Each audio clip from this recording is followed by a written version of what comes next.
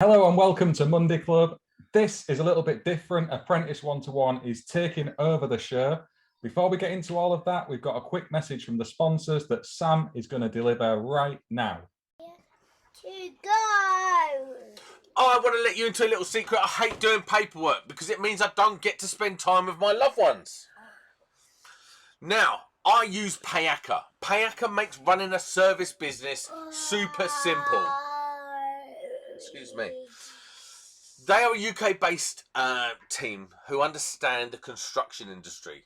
Now, you can create interactive quotes of drop-down menus, giving your customer the option to spec the install without you having to endlessly re-quote. I know, right?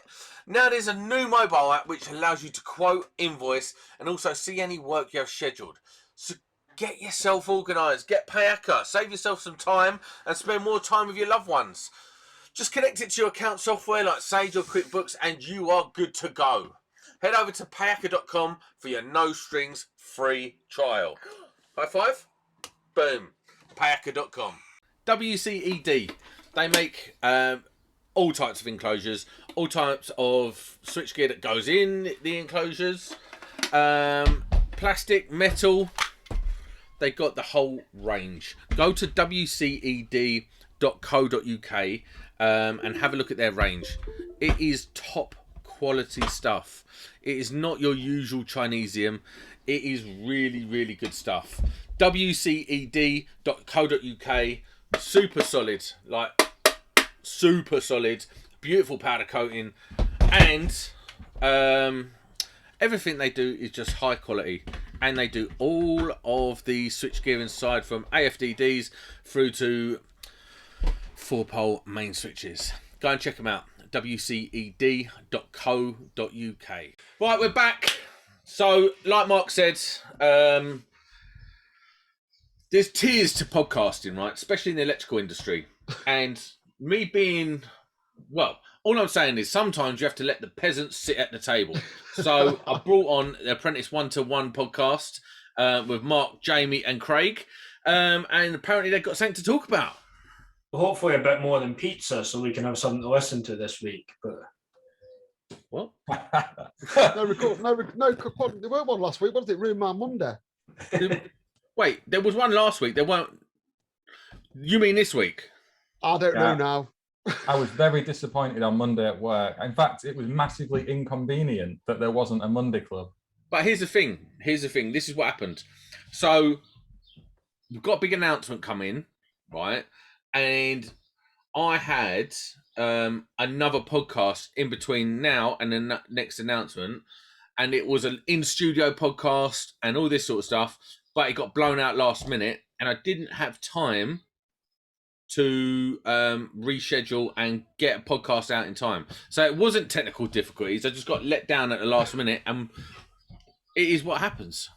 I will accept that as a reasonable excuse. Well, but let's have it right. Monday Club is the biggest electrical podcast there is out there. The back catalogue that you and your co-creator, Mr. Howell, have put together, and everyone else who's ever appeared on it, is unbelievable. But you have been in my ear for about 2 months, begging to come on the Apprentice 1-to-1 podcast. Mark, please, can I come on and speak with Jamie and Craig? You are so much better at podcasting than I am. I want to come and talk to you. Unfortunately, we all voted, and the answer was no. So you've invited us onto your show instead. Mark, can you say show? Sure. Shut up. That's it. That's how you can never be better than me at podcasting, because you can't say certain words properly. Jeez, says the man who lives in France. Anyway, you were right. We do have a podcast that we want to bring to your show. It is about training in the electrical industry. You've been through that recently. We want to talk about apprenticeship training, adult retrainee training, and your experiences in a college quite recently. We've been chatting over on Apprentice 1-to-1 about this for a few weeks. You weren't have bothered watching. We know that. So you said to me when we first started doing it, we could have a go and do our little bit, and then you would come on and tell everyone what the problem is with electrical training.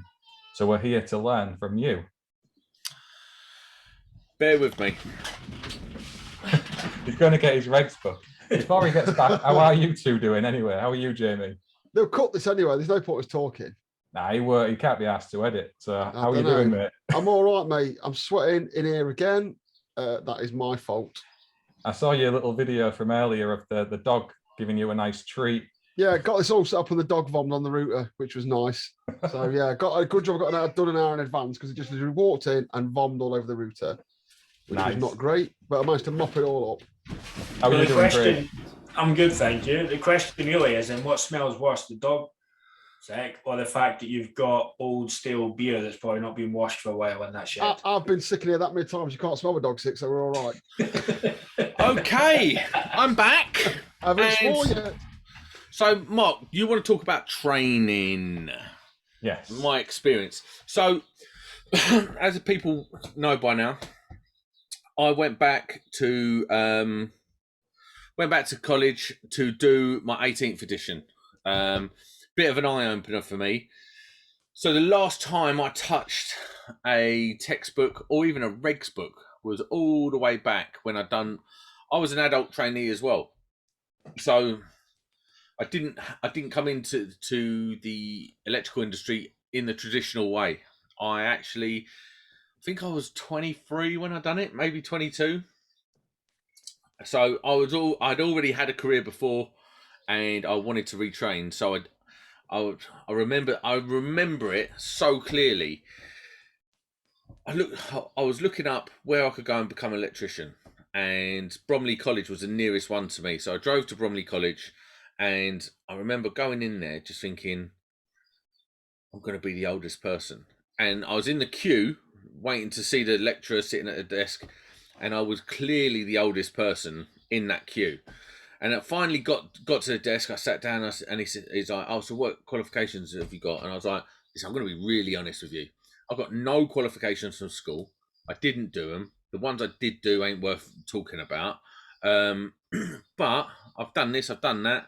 I'm not stupid. I want to do the course." And he was like, "Okay, I'll take a chance on you." Shook my hand, and I was on the course. I didn't have to do the introductory year, because when I was doing it, there was the first year, which is like when you come straight out of school, you do a year of college, and then you do your level 2. So it was almost like a level 1, if you like, and then you done your level 3. So I went straight onto the level 2 bit. That was 1 year, and then I done the level 3, which was 2 years. And then obviously there's a bit of time between level 3 and getting your gold card, which was about 8 months, I think it was. So all in all, it was about 4 years I done at college. It was the actual proper apprenticeship route that I done, but I did it without an apprentice. I done a self-funded proper apprenticeship route. So in the package was the 2330, the MVQ level 3, the AM2, and the 17th edition, all wrapped up in one course. So I was quite lucky, and I've done that. So since then, I've never touched a textbook since. I got my gold card. What? I call it the Willy Wonka's golden ticket, because the second you got your gold card, you can walk on any site and pretend to be an electrician, because that's essentially what you do for the first 5 years. You guess your way through, because at that point you've not been exposed to enough of the different things in the industry to be able to even, like you walk in and one day you got to do a BMS panel, the next day you got to go and do tube in an intake room, the next day you got to go and put up 300 light fittings. You're just not exposed to that level of that depth of work when you come out, so you guess your way through a lot of it. You can do it in 5 days now. You can do it in 5 days now, mate. You should have waited. Yeah, I know, right? And so I've done all that. And yeah, so I went back to do my 18th edition. I've been putting it off and putting it off and putting it off. And obviously, because I want to go out on my own, I want to be a bit more credible to people when you have that initial conversation. "Oh, have you done your 18th? And you go, "No, mate, no, I haven't." You kind of fall into a category of person that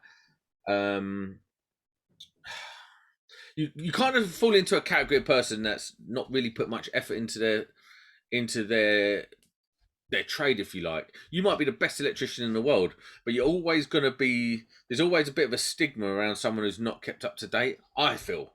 I just feel that. Is this you admitting that you should have been doing CPD all along? He's doing the 18th CPD. See, this is where I disagree. CPD in the industry is a joke. It's a full-on joke because it's so you go for your yearly review, whether it's with the IET, NAPIT, for NIC, and they go, can you show me a log of your CPD? And you're like, yeah, I can. Oh, look, here's an instruction from a light bulb that I installed. Yeah, I read that. Like, oh yeah, well, what the sentence 3 say? Don't worry about it, mate. I read it. Do you know what I mean? That is a depth of CPD. Oh, I listened to the Monday Club podcast where Sam talked about pooing in the woods. Oh, okay, that's acceptable too. That's definitely CPD. That and there's so CPD in the electrical sense is nonsense, but in the professional sense, you are right. I suppose the 18th is a CPD, isn't it? Yeah, well, if it's continuing your professional development, then I guess for lots of people, their professional development is their wiring regs, their inspection and testing, because that's what's actually enhancing your career is the way that I view it. I agree with you that lots of people Mickey Mouse around it and skim and scam over things. And it's interesting when you talk about the 5 years of learning and experience, because I think, especially commercially, that's where lots of people fall into traps and they come in and they go, right, you go and do tube. I'm great at tube. I do tube for the next 20 years. And I think tube's an absolute art form for those who do it immaculately. But if that's all you ever do, and you just go job to job to job to job, tube, the professional development and the skills and the skill fade, I guess, is probably massive over the course of a year of actually then sparking, if you like, in this whole sense of the word. See, I said this a couple of weeks ago, actually, like mirroring what you're saying there. When you come out and you've got a gold card compared to someone who's done like a domestic installer type route and they've a house basher, you come out of a gold card, you are the cream because you've had a better apprenticeship all round than someone who's just done house bashing. not true. Not true. As you go on and you get stuck in the commercial bollocks where all you're doing is slinging in tube and slinging in containment, your depth of knowledge starts getting overtaken by those who probably aren't as cream as you when you come out of college. And then boom, before you know it, you're a divvy that's only ever done containment. And when it comes to wiring the containment, you get a little bit flustered, or then someone throws you a curveball and goes, I don't know, what is something? Oh, can you do some? Can you fault find a circuit today? Or something? Yeah, and all of a sudden you're like, no, I don't do that, mate. Like I was on a job, when I was very early on. I was working on a job up in Shoreditch, and it was a school in Shoreditch, and it was absolutely flooded. There's a gold card I was working with. He was a young lad, and it's the first time I ever took off. I had to strip out a grid switch. It had like 4 switches in it, and I took it off, and it was all red. And I was like, "Well, I really don't know what's going on here. Like, what's this? What is this witchcraft here?" So I said to him, "He goes, I don't really do light switches." Fuck him. What? I got some books delivered a few years ago, right? And I went to pick them up from whatever it is at the local depot. And I walked in, there's a lad there that did my apprenticeship with us in the same year as me, but he worked for a different firm that I'd moved to. I'm naming him. His nickname was Pona because he won't watch this because he's shit. And he genuinely told me he thinks it himself, right? He got a gold card every single site he went on. Do you know what his job was? Go on. He was a storeman. He got made the storeman when he was an apprentice because he was a bit shit. And all the way through his apprenticeship, he was a storeman. He could stack 20 mil glands and couplers and things, but he got a gold card. You know what I mean? Because the firm still just pushed it through. So not everyone's got a gold card. He's golden. But, no, but it does happen. You do get that one trick Pona, literally. And it's what happens, and it is a thing, and people get. It's so easy with commercial because most of the commercial work is containment. Let's be honest. When you're doing commercial industrial work, a load of it's containment. So you get in, you smash out the containment section, and then you just phone up and get another job for another bit of containment. And you could go on your whole career doing that. And go on, mate. I was going to say you definitely can. I guess it depends where you are and who you're doing though, because like we're looking at like what Mark does, you guys do the whole thing start to finish, don't you? So you got to have that kind of all round. And the guys that we put out on jobs, they go on the job and they're there from start to finish. So they're going all the way through from initial strip out to site temps to containment and first fix to all the way to testing and certifying at the end of the job over a period of time. But so I guess for people, it's about them finding what one they want. Some people will want to do containment and that'll be where they want to sit, and that's cool. Other people will want to do the round session. I guess it's hard to find for me, it's hard to define what is an electrician, because if someone does do containment for the rest of their life and they're a master at that, somebody else can't do that job if they haven't. Here's the thing about being a master at containment. It's a fucking fallacy, right? That video the other week could disagree with that. Yeah. No, but listen, being a master at containment is not a lifetime craft. It's just that simple. One, to do the highest level millimeter perfect containment, and I've done it. I wasn't very good at it because doing millimeter perfect is just not my bag. But I've done it, and it's really satisfying. It's really rewarding. But the reality is, high level containment is easy. I mean, these days they want all the pre-made stuff as well, don't they? I did that little video on cutting some containment, and everyone was messaging like, "Oh, you can't do that on site anymore. They'll make you take it out and put the they would." There's companies now that if you go on a bit of unistrut that's 12 rolls long, a bit of rod that's 13 rolls long, they'll literally make it up into trapezes for you. Yeah. They'll send it to site in sections. I know a really good company not to do it, so you don't have to cut anymore. They'll just send you lumps of it. And we get tray and stuff now that has the prefabs for the clicks and things to go on the bottom of them. So you can even get custom bends. So you get them digital protractor rulers. Yeah. I worked on a building that had no right angles and no 45 degrees. It was all like, it was purposely built like that. It's built in the 70s when everyone was off their nut. Anyway. You had to use one of them to get the correct angle, write down the angle, send it off, and 2 days later, a prefab bend will come set at that angle. That is what prefab's for, because I don't want to fuck around doing that. Definitely not. But I could do it, but then they started moaning, oh, like the other geezers can't do it and stuff. Forget that. It is easy to do good. So if you're talking about the primo like containment, okay, that's still easy, but most jobs will accept around 50% effort containment will be accepted. Did you see that video of all the containment that ended up on the floor? I think it was you. Was it you who sent it to me first? And that's what I'm saying. That is like the containment masters is a fallacy. The only way you become a valuable electrician is if you can throw in containment at 100 miles an hour and become like some super geezer that throws it in, or you become a decent all-round electrician that can be deployed on any site and be effective. Do you know what that's called? You don't hear it said anymore. Does anyone know the word for that? Go on. Does anyone know? Because you never see it anymore. Do you remember the word called time served? That's not... Yeah, experienced and time served. All your courses in the world aren't worth fucking shit unless you're experienced and time served in this game. What does time served, like... Well, when I was a lad, it was a phrase. It was just a thing. It had like this aurora around it. It had a meaning of all its own, but it doesn't seem to be about anymore. Yeah, but time served served your doesn't... gold card until you'd been out in the field 2 years after qualifying. Back in the day. That's what it used to be, because that's what an improver was originally, wasn't it? Yeah. That period between finishing college and waiting to be given your gold card, or waiting to be allowed to get your gold card, or anything like that. That section was you as an improver, wasn't it? That period of time is what you was labelled as an. That's my understanding. I might be wrong. I think time served means you've been there long enough to get fucked around by the old boys enough to know what you're doing.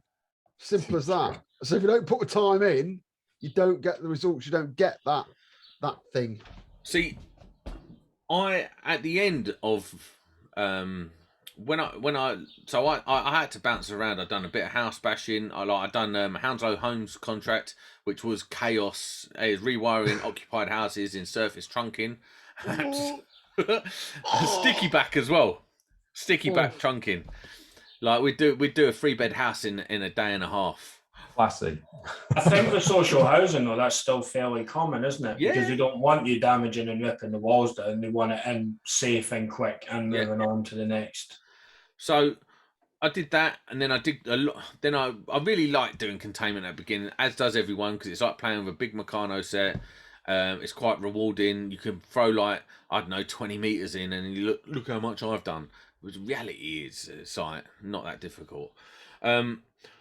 So yeah, getting back to the original point, I went back to college to do my 18th edition.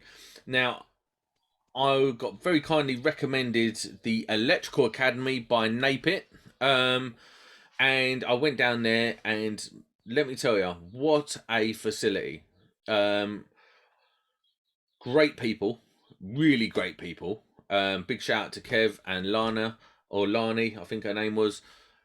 Brilliant people, brilliant course. Kev's depth of knowledge is phenomenal. He really knows his stuff. But more importantly about what they're doing there is he actually cares, and he's not just doing it because it's his academy and he's just knocking it out. He's doing it because he genuinely loves the trade. He has a deep respect and understanding for all aspects of the trade, knows the book inside and out, and just an all-round, like, wholesome environment to go and learn in. Now, I'm a bit dumb. I'm a bit of a chancer. So the whole thing was quite difficult for me. And, you know, I had to rely on my luck and my ability to blag things to get my 18th. But yeah, the whole thing was a real eye-opener. Now, a lot of people say the 18th is just a money-making thing, make you buy a book every now and then. It's not. The value I saw in doing the 18th is it familiarises you in a very subtle way with the regs. You're not listen, there's very few people on this planet that learn the regs book inside and out and can go, bam, chapter fucking 14, reg 14114. Mark can, because he's got an elongated head, so he's got an extra lobe in that massive forehead that is just for regs. Unless you are teaching it every day, you can't ever get to that level. It's impossible. The size of that book is stupid. No Don't chance. want to do that either, do you? Because there's no point in learning information that's written down. It's a Mong's game. You don't need to do that. It's in a book for a reason, so you don't Really have to funny. remember it. So when it changes, you can read it from the new book. Don't memorize it. Well, that course teaches you to navigate the book at the end of the day, doesn't it? But it does more than that. It does more than that. It allows you... It's a very clever course. The idea of learning to navigate the book and pick out certain things from the book is a very clever tool to teach people for understanding the regs, how they're set out, and really familiarizing yourself with the regs book, because it can be daunting. It's like 500 pages of nonsense, really, and written in a real dickhead way. It's written by dickheads to be dickheads. But the course... Says it in the first page as well, that. Written by dickheads. Yeah, but it is. And do you know what's worse than the book? Go on. Is the course. That is written by some toffee-nosed twat. I've been to university and everything like that, and I'm gonna even ask the question in a dickhead way. Do you know what I mean? Like, just ask the question straight. We're the kids who fucked about at school, didn't apply ourselves, weren't dumb, but fucked about at school, right? Why have you got to... And also, once we've done our qualifications, we're like, that's it, we're done. I never have to... I've got trade, ticketed up for life. And then all of a sudden a new edition comes around, you got to get your ticket for that. So you're already a bit like... The pressure's on. I've got to pass it. It's cost me £1,000 because I've got to take basically a week off work, 400 quid for the course, whatever. It's cost me £1,000 to do. I've got to pass it first time. You're really going into it. not nervous, but like the pressure's on, and then they're going to ask you these questions in a dickhead way. The format is written by dickheads to trick dumb people like us. It's already hard enough. It's already hard enough. It's legalese. It has to be written like that. All regulations are written in that format. That's fine, but don't write the question. What should you not do if you didn't do this? Like, why don't you just write it like a normal person? Oh, where's regulation 14.44? It's just exercise. It's like going for a run. It's there to train your brain, to make your brain work, to read it properly. What does not? Because it does not need to do that. Don't need to do that. People ask questions like that in real life. I used to think the same, Sam. I used to think exactly the same, but it turns out in real life, listening to a question, thinking about it, and then answering is a life skill. And I used to think the same as you, but the more you get involved with people directly, like Mongol public people who tell you no shit, you've got to listen to what they're saying because they'll tell you stuff wrong. You've got to dissect and go back to them. How about this then, Jamie? You're wrong. Well, the point of the regs is to be a working knowledge of what you need to be able to do it in a safe and effective manner, isn't it? And that's what you need to be able to demonstrate your understanding and come out with at the end of it. No, see, this is why you're wrong, right? It's this simple. Why are you wrong next? Listen, it's simple. Electricians install to the rule of thumb. When we don't know how to install to the rule of thumb, we ask Mark. If Mark's not available, then we go to the book and we find out that way. Yeah, but rule of thumb is really dangerous. Not existent as well. The fact, because I watch this and I listen to it, and I'm not a regs geek and I'm not perfect in any means. We all do things by a certain extent, but the amount of time you're seeing people going and saying, well, talking about putting a ring in, do we not think at times, and someone said this to me the other day and it made me giggle, do we not think at times it's convenient that to put a ring circuit in the UK, it's exactly one drum of cable and you can put whatever you want on it and it will always be perfectly fine, even though the minute you step over 50 meters in a run of cable, you normally need to size up because of voltage drop, but no one ever checks it. Do we not think that's convenient as a rule of thumb? Yeah, it's sweet. What's the problem? What's the problem? The Gucci jobs. Nothing. You start with a quarter of a reel and then you work onto the new one. What? But I don't understand what the problem is.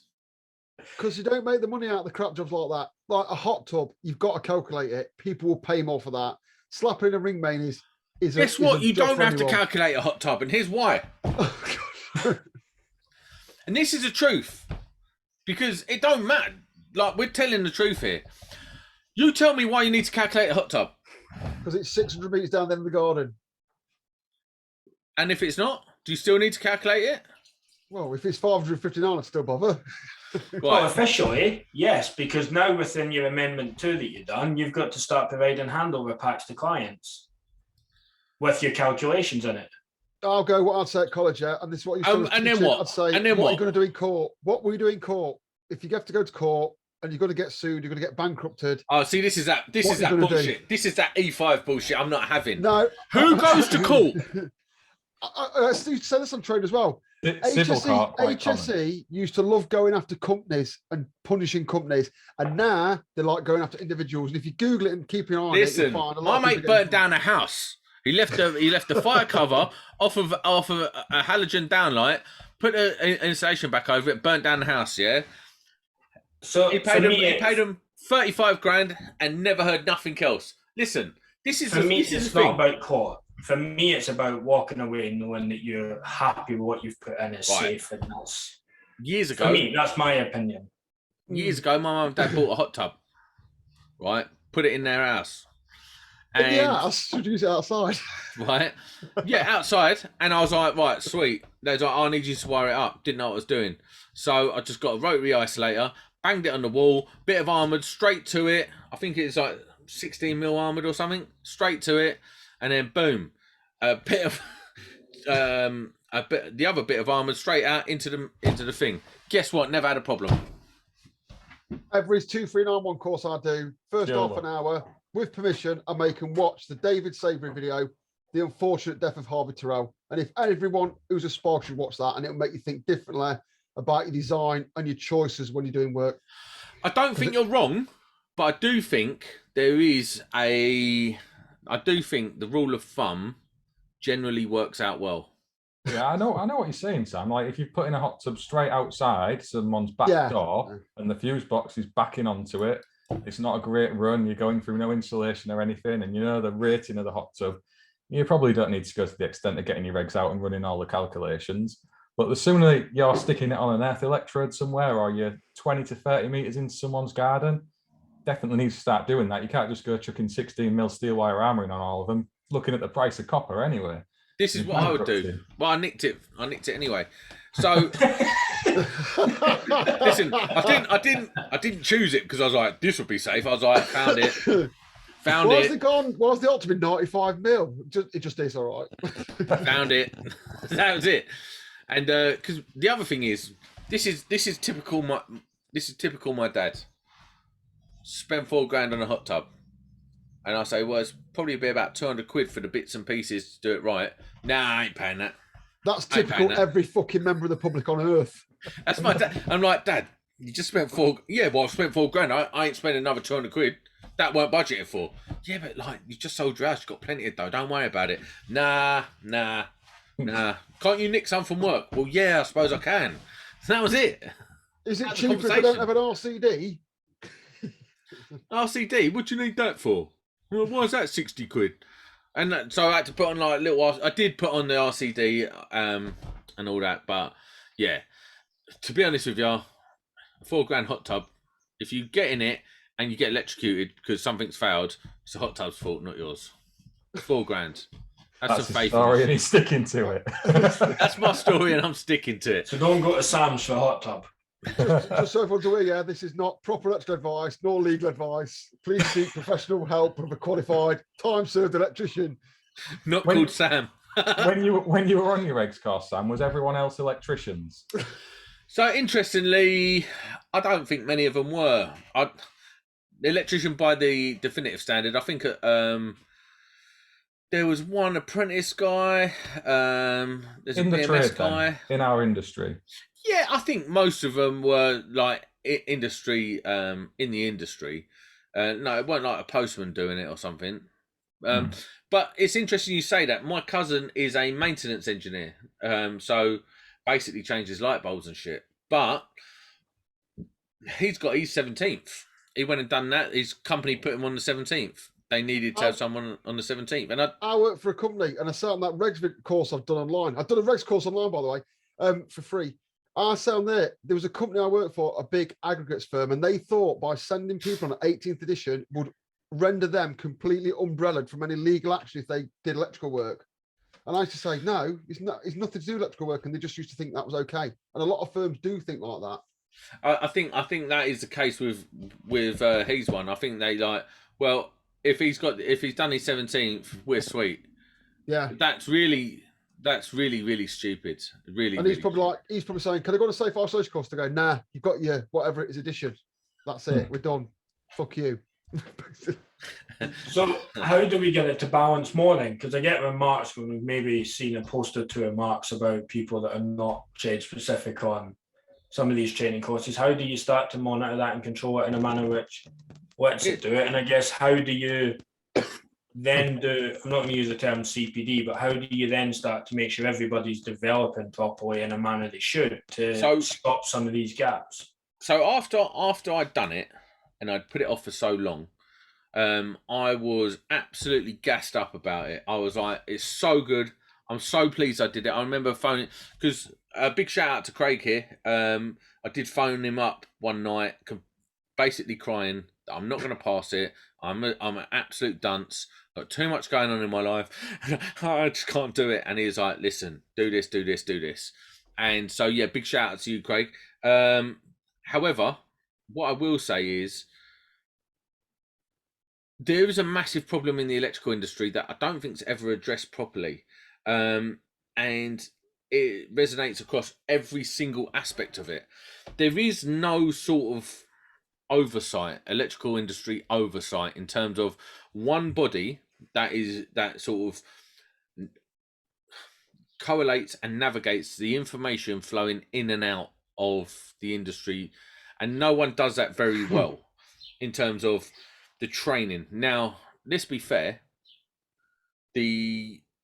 Whoever's in, I don't know the ins and outs of all this stuff, but whoever's in charge of training and sorting out a few things, like sorting out the grading system for the ECS, that's all getting sorted out quite nicely at the moment. The improver card's gone. The what do they call it? Experienced worker card can only be kept for 18 months now, and you can't reapply. So that sort of stops. So you can either be a labourer or a gold card now, unless you're like a legacy guy and you've got an experienced worker card. You've got 18 months to level up and get your gold card through experienced worker route. That's it now. The improver card's dead. The electrician's mate type card is dead, and it's finally, like, a lot of people must have been working behind the scenes to get these things over the line. Same with the 5-day courses. They're pretty much done now, aren't they? All these short courses are done now. Did they do that because they wanted to, or because the trade was saying it's fucking embarrassing now? What was the motive behind that? Or do we not care now? But what I'm saying is, these things are happening, but there's still not an industry oversight that manages this sort of stuff from the top down, like a central body. And even if there was, I don't have much faith in it. Look at the JIB, for instance, right? They're not really anything other than arbitrators for a conversation between the ECA, the Electrical Contractors Association, so the group of companies, and Unite the Union, the workers on the ground. All the JIB are is the United Nations.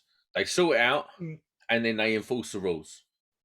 Not enforce them, but they regulate the industry via a set of rules agreed upon by the two parties.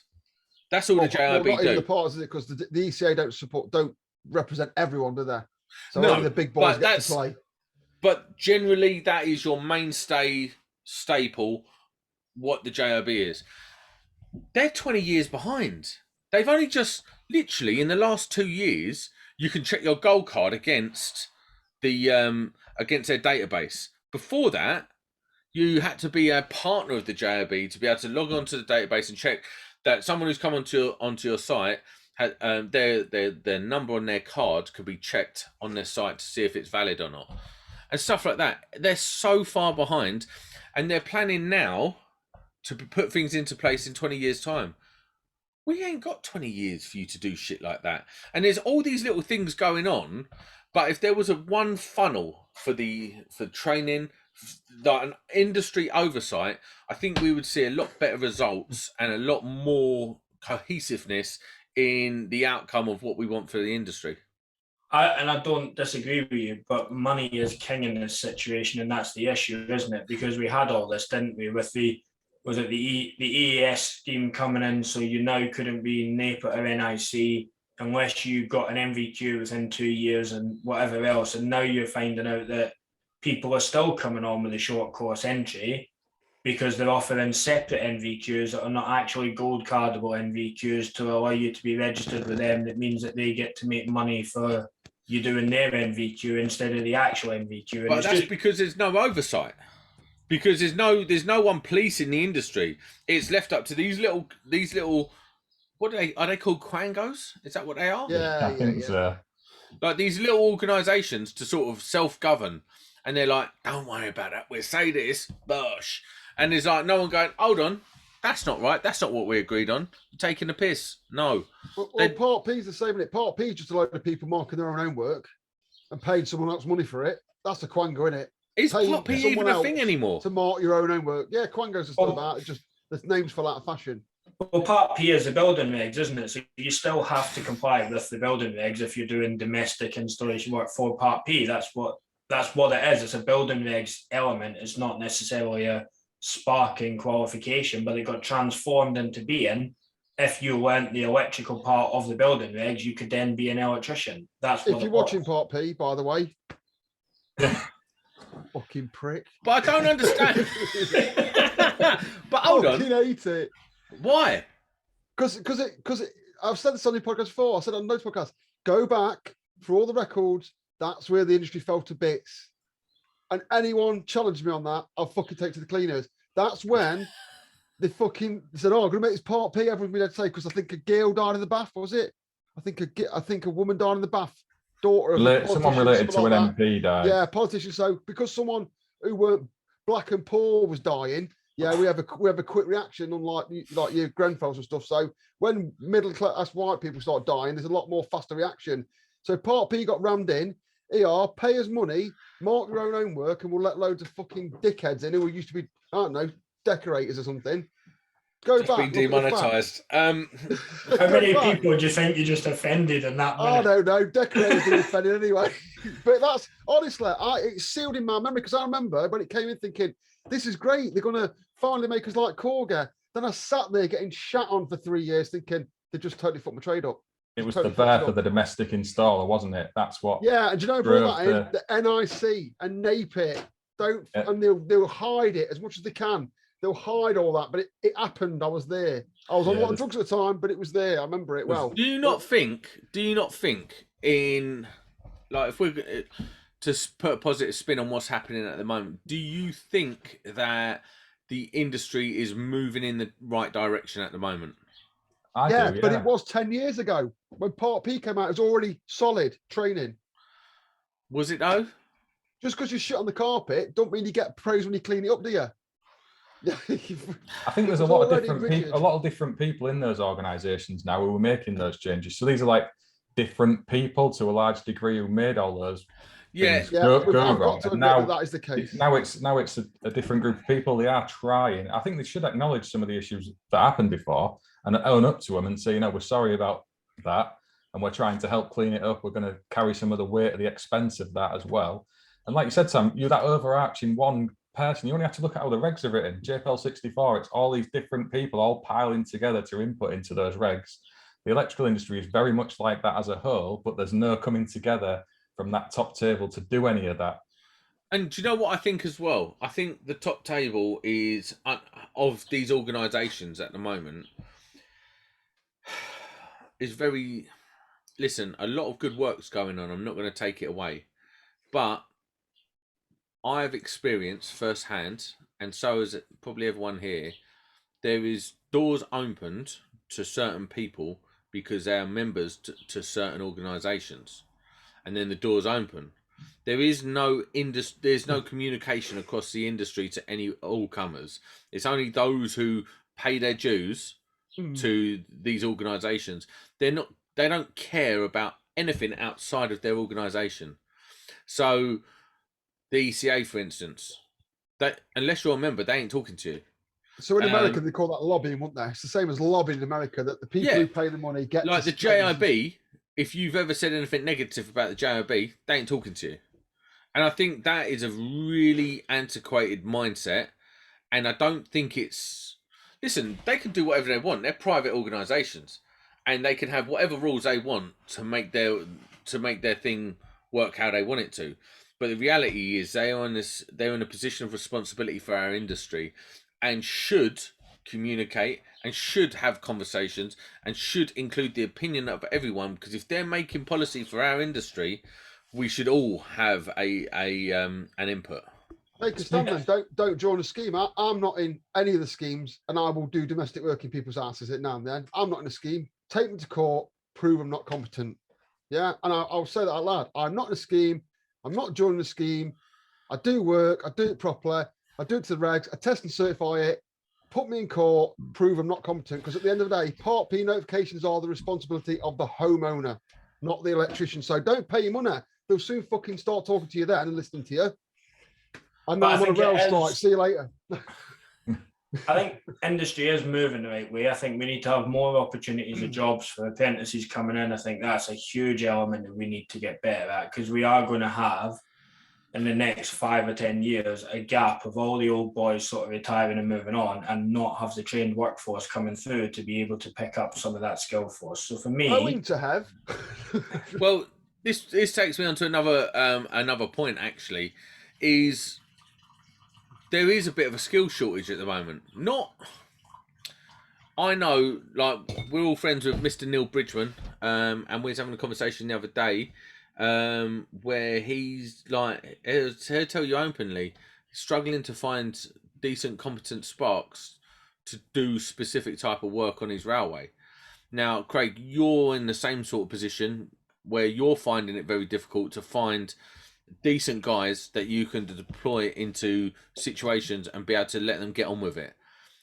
And recently, where I've been sort of trying to transition to doing my own stuff, it's not a overnight thing. So last week I had to have a week off just because of injuries, and just it's been an absolute slog for quite a while. So I had a week off to sort of recuperate, and I spent a whole day going through my Excel spreadsheet.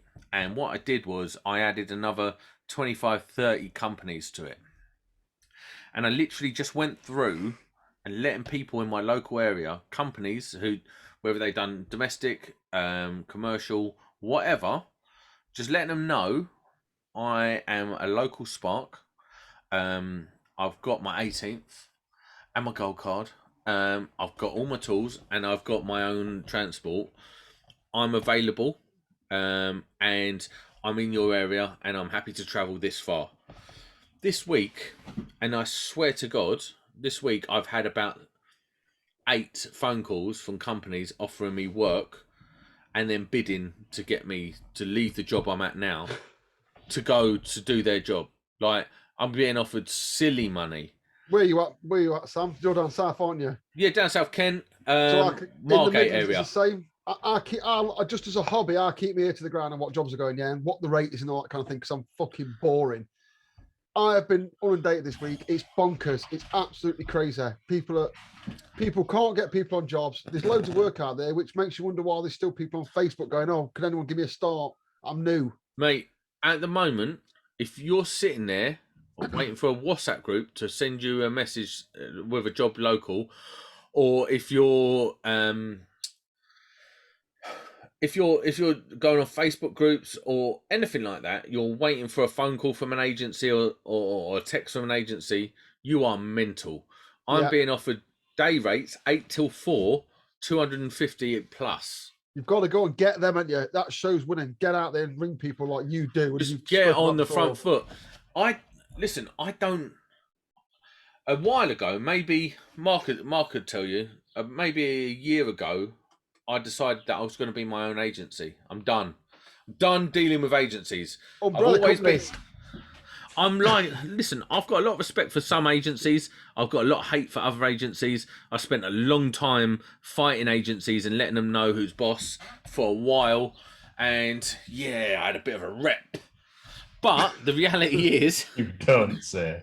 The reality is, you actually don't need agencies. If you do the very simple thing of an Excel spreadsheet, be a bit confident on the phone, be a bit confident in your skills, you simply don't need an agency.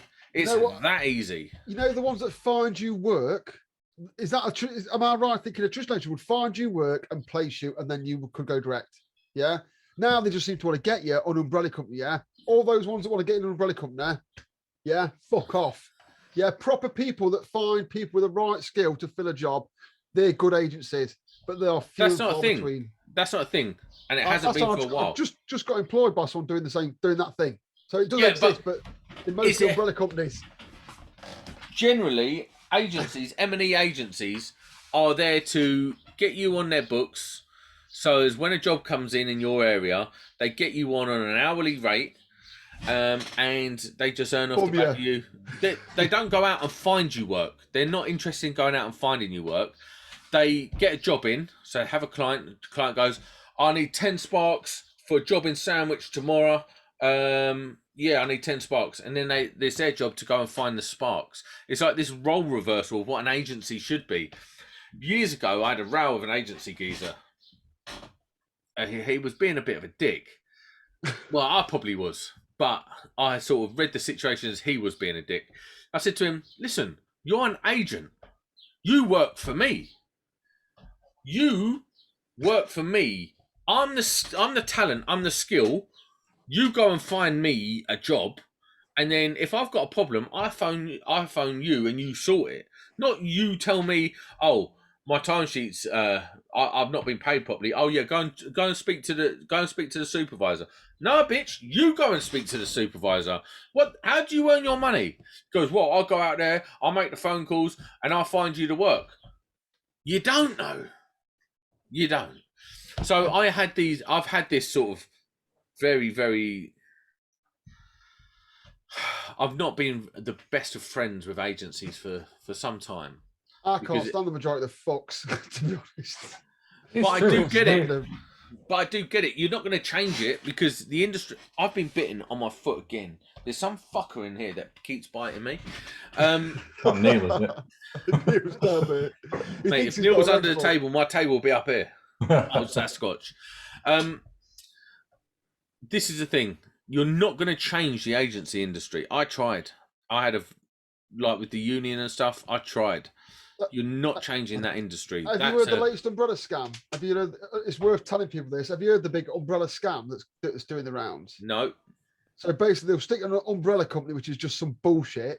And then there was a big case. If you Google G4S micro umbrella, what they were doing was these lads were getting the pay slips and Googling the company, and it was registered to 2 birds in Thailand. So they basically, you're working for someone under an umbrella that's got another umbrella. So if you have an accident at work or need some PPE, you aren't entitled to it because the company's registered in Thailand. It doesn't surprise me. The whole well, it's referred to by Unite and like the Unite people as what the fuck does they call it? Bogus self-employment. Yeah, because you're not self-employed. You're not self-employed at all.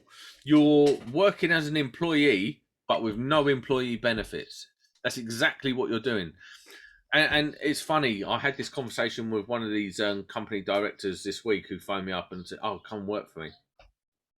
I was like, as long as you're very aware and understand that I'm not an employee, I choose my own hours.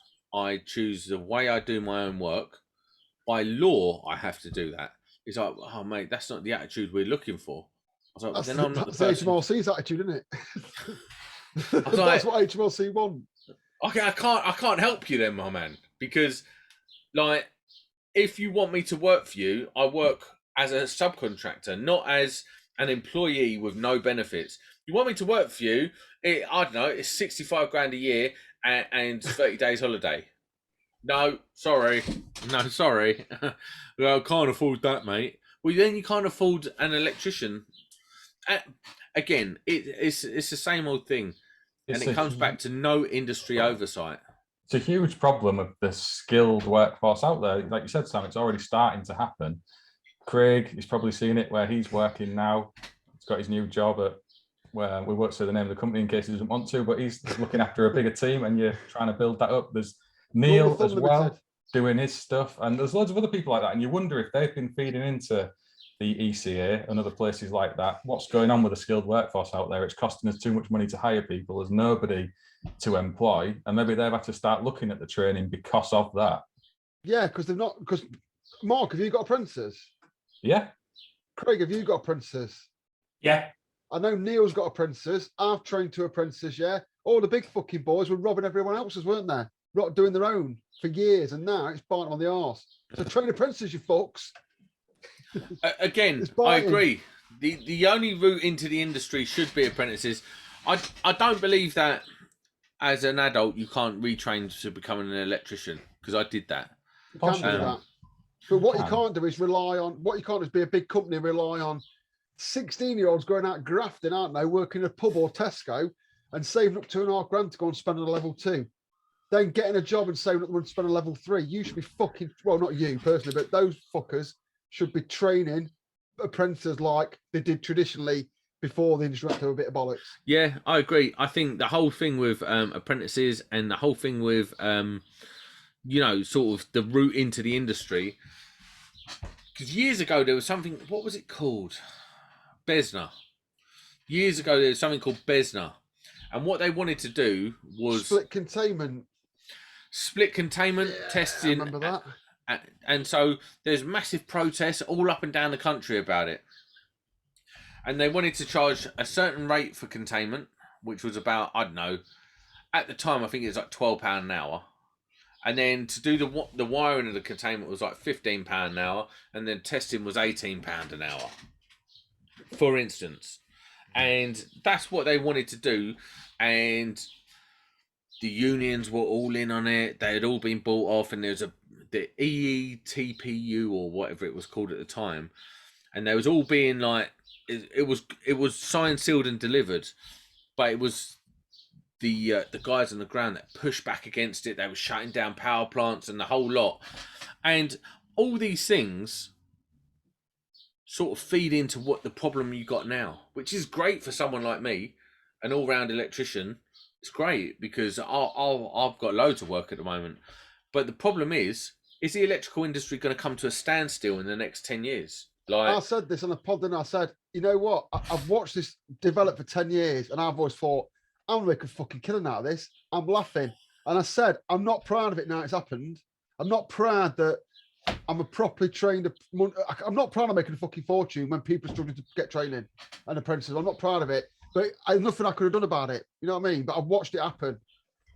There are moves to make things better now. And what Sam said before about the ECA as an example, being quite closed shop, I think they are changing. A lot of the initiatives you see around industry have them involved. And sometimes that's pushed back at them as like, interfering and manipulating stuff. But I don't think it is. I think they are genuinely trying to help. They do have that dilemma of giving value to their members. They can't go doling out all their stuff for free across industry because people are paying for it. But I do think they are trying to affect change more positively now. And another benefit the ECA have done is they've rolled out a load of free stuff to colleges and educational establishments. So they're trying to put that back in. So like Electrical M, for example, which I live every day on that system and software in my job now. That's free to students in colleges. I'm a college. What the thing is, and I do appreciate you trying to get the positive. What I'm saying is, a lot of people like me, and I mean this generally, got a lot of hurt, like felt shut on. And it's all right that people have moved on that, but it did happen. But as you said earlier, Mark, you know, they just came out and says, yeah, you know what? We fucked up a bit. Then I'd probably go, yeah, but they don't. They don't want to admit the mistakes that were made. And that is annoying to a lot of people of, I would say, our generation about the trade. And people don't forget, because not everyone, in fact, 1% of the electrical trade is watching these podcasts and keeping up with this kind of news and going on Twitter. The rest of them are out there feeling fucking bitter and twisted about the trade, what happened 10 years ago, and they don't know that there's people talking about this now. Don't even know the ECA are doing anything. So that's for them to deal with. I think there's a lot of distrust around the ECA. I mean, I dealt with them directly for a bit. And they were shady. When I dealt with them, they were shady. There was bungs being thrown around. Not to me. Well, not really. There was things going on that wasn't kosher. Perhaps I've got the wrong end of the stick, but there were things going on. There were liberties taken, and there was a lot of noses put out of joint by the incumbents at the ECA at the time. Certainly with Unite, and certainly with the people organised there was a lot of fuckery going on behind the scenes. And I've got no basis in evidence to talk about that, but what I can say is from the conversations I overheard and from the conversation I was in, there's a lot of distrust between some of the parties of Unite and some of the things going on behind the scenes. There's a lot of distrust, and there's a lot of moves being pulled that weren't kosher, according to the people I was talking to. Full disclosure as well, for anyone Googles me, my firm, I was an ECA member for 10 years. So I'm not. It's not like I'm just taking the piss from the outside. I was in. No. You can't be trusted. You're wrong. Bye. You're wrong. Yeah, I was a paid up member for 10 years. I went to the meetings and everything. So I know it works, and I don't want to just be seen to be slagging them off when I've not been in. I have been in. Oh, all right, mate. Yeah. So cheers, mate. Yeah. You're saying it's taking you an hour, Sam, to work out that Jamie's a wrong end. It has. I'm not promoting it. Mate, this shed is so hot when the sun's out. It's I'm in the same. Nah. You know, we've got to say though, because we are meant to be about training. Yeah, I just want to say that if you are a sparker, and no matter how bitter and twisted you are, if you get young lads coming on your site or asking you questions, it does not fucking hurt. Did anyone here take a pill to become a sparker, or did anyone watching this suddenly just wake up and be a sparker? Yeah, everything you was taught by some fucker. So make sure you pass on that knowledge, because effectively you can toss it off while you're doing it. It looks good and it's rewarding. So don't want them dickhead sparks that won't tell people anything because you're an asshole. So here's something that's quite funny about that, Jamie. When I was all mixed up in unions and started up my own union and all that sort of stuff, I was degraded as a non-spark. I'm not a proper spark. And that was always said to me, that I'm not a proper spark, because I didn't do a proper apprenticeship. I didn't go from one company right the way through for 4 or 5 years and then come out and get my gold card. I was never accepted by the dickheads of the rank and file, Unite rank and file, as an electrician. I've never been accepted. To this day, I'm not considered a proper electrician because I didn't do it straight from school at 16 and do a proper apprenticeship. Well, that's bollocks. But would you consider yourself time served now? I don't know what that means, mate. You've been doing it a long enough time. I'm sure that was in the JIB handbook. I'm gonna go through some old handbooks. I'm sure that was what the term they used in the JIB handbook when I was coming out my time. I think I think it used to be 5 years. Bring back time served. No, it's just a thing. It's like an aurora. It's like voodoo. It's just. I know, but I think they classed time knowledgeable. served as 5 years. I think it was 5 years in industry they classed you as time served. I feel like that's about right. I demand the return of the term time served electrician, i.e., someone that knows what we're doing, has been in those situations, can deliver that result. See, even though, so what am I? I think I'm about 15 years in now, maybe more. Don't know. Can't really work it out. I'm a bit too pissed to work it out. But I'm at that stage now where even if I don't know what it is, I know enough to work it out. That's time served. That's it. That's what it is. I think we agree that if you come across a installation that you don't know how to do, but you can work it out, that's time served. You know what else makes time served? When you don't know what you're doing, and you ring or seek alternative advice rather than trying to be a hero dickhead. That's time served. Well, yeah. That's me every time. And that's on that time served. And on that note, mate, I think Monday Club, we're out. Cheers all.